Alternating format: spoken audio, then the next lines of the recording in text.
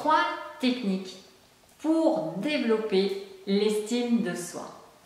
Bonjour mes reines, je suis ravie de vous accueillir dans cette nouvelle vidéo et pour vous parler d'un sujet qui me tient particulièrement à cœur, qui est l'estime de soi.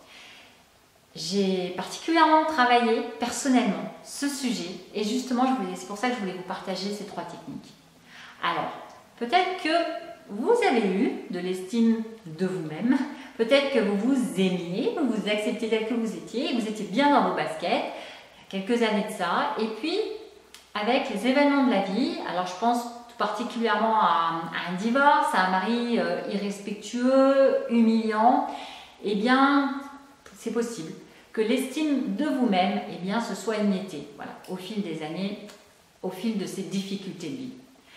Peut-être autrement que, comme moi, c'était le cas, il y a quelques années de ça, vous avez toujours manqué d'estime de vous-même.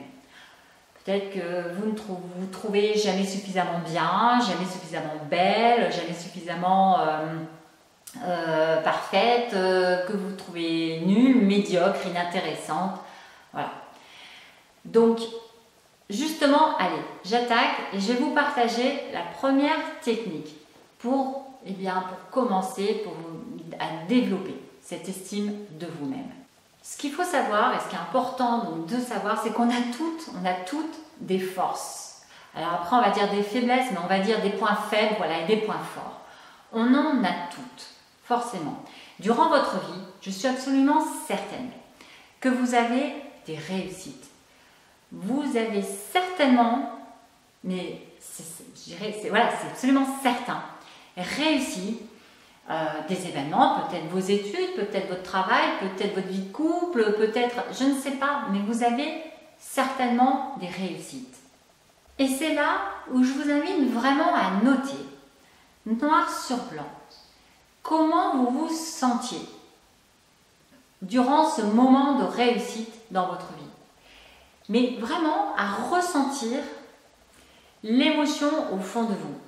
Et pas seulement à la ressentir, à vous projeter, à vous voir comment vous étiez, à vous voir évoluer votre posture, comment vous vous comportiez, quel était votre langage également. Je vous invite à vous connecter à vos ressentis dans ces moments de réussite. Ça va vous demander de l'introspection, ça va vous demander de vous poser et de réfléchir à ces moments, mais vraiment de vous connecter à ces moments où dans votre vie, vous vous êtes senti fier de vous, ou vous avez senti que là vous étiez capable, que ça l'a fait justement, que vous avez réussi ce challenge, réussi donc quelque chose dont vous avez été profondément fier. Je vous invite à noter vos ressentis, votre émotion, vos émotions s'il y en a eu plusieurs, et à vous connecter à ça. Alors ce que je tiens à rajouter, c'est important, il ne s'agit pas de vouloir redevenir comme vous étiez avant, c'est pas ça, parce que vous avez eu un chemin de vie, vous avez traversé des années, traversé des étapes, de nouvelles étapes depuis, mais il s'agit de retrouver ces moments, de vous connecter à ces moments où pour vous, ça a fonctionné, pour ça, vraiment, dans lesquels vous êtes vraiment senti profondément fier de vous, vous avez senti que vous aviez une vraie valeur. Ça va vous demander de vous poser et de prendre ce temps-là, de vous revoir dans ces moments-là, et pas seulement vous voir, donc le ressenti, c'est important. Et du coup, je vous invite à répondre à cette question, que pourriez-vous mettre en place là, maintenant, dès aujourd'hui, pour recommencer à retrouver ce ressenti, à vous diriger, à prendre cette direction-là. Concrètement, que pourriez-vous mettre en place qui vous rendrait fier de vous, qui vous ferait ressentir exactement la même chose, que dans ces grands moments, que dans ces moments de réussite, vous vous êtes senti bien, vous êtes senti vraiment aligné avec vous-même, vous sentiez que vous étiez à la juste place et que vous étiez quelqu'un de valeur.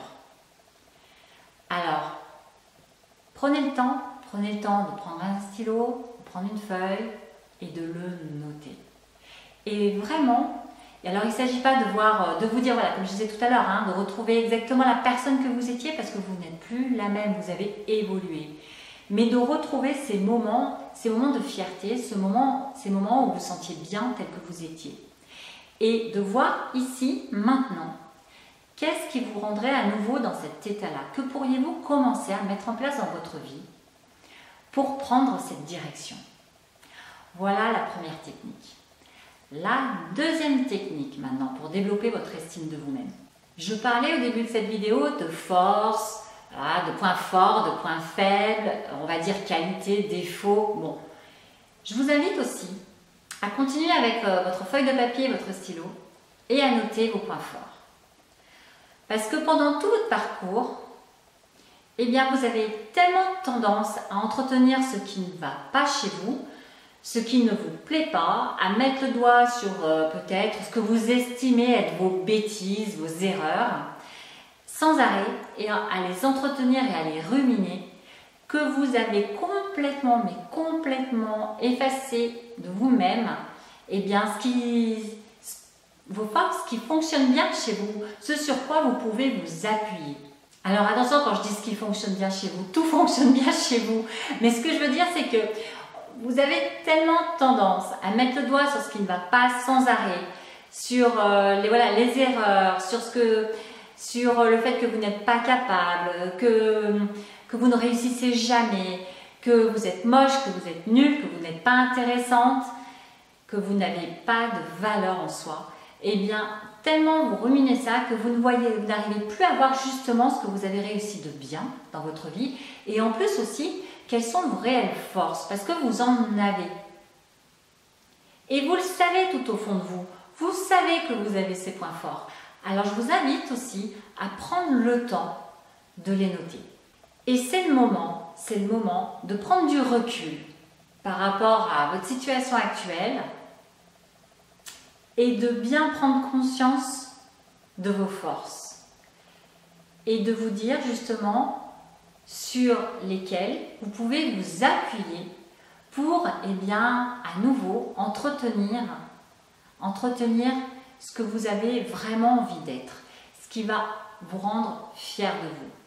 Sur quelle force pouvez-vous vous servir, quelle force pouvez-vous utiliser pour vous sentir mieux?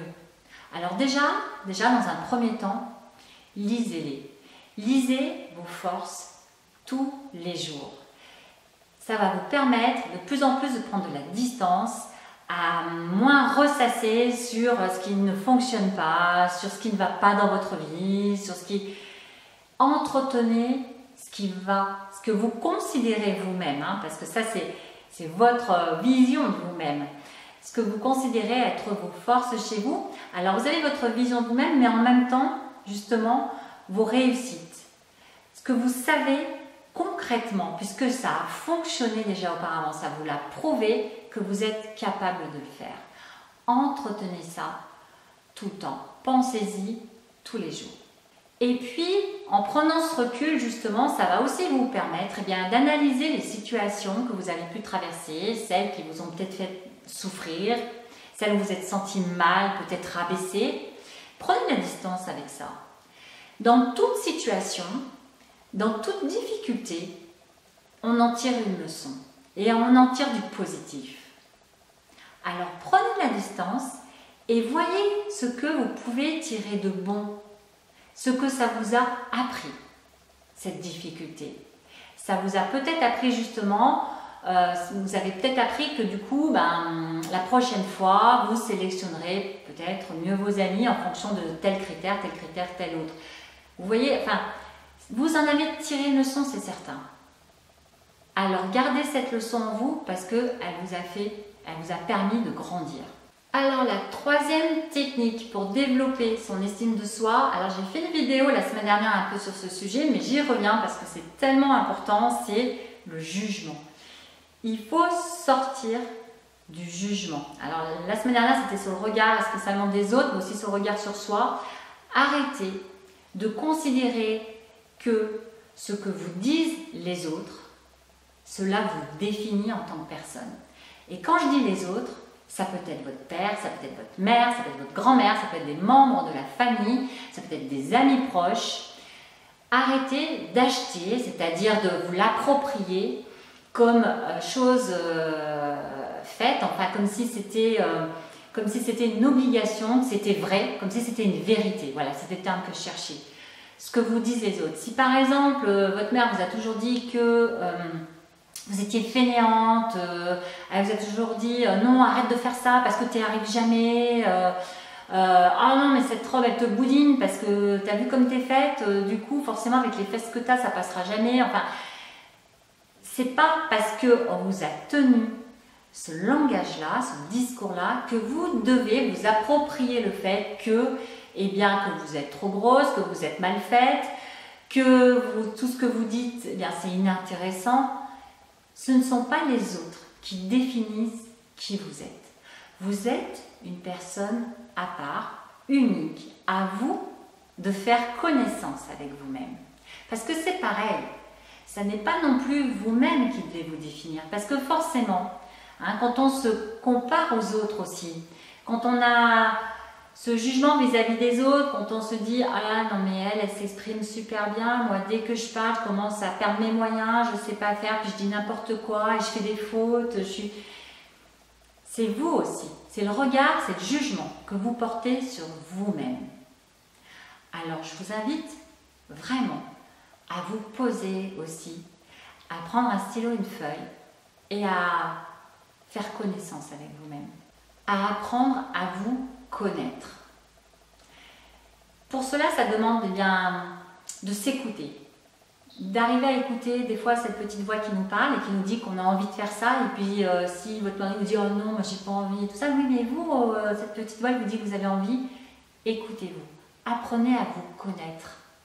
Arrêtez de vous oublier au détriment des autres. Pensez à vous et refaites connaissance avec vous-même.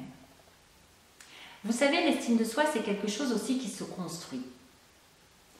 Si vous n'avez pas eu d'estime de vous-même jusqu'à présent, si vous vous êtes toujours rabaissé, comparé aux autres et toujours trouvé nul par rapport aux autres, eh bien, il n'est jamais trop tard pour la développer.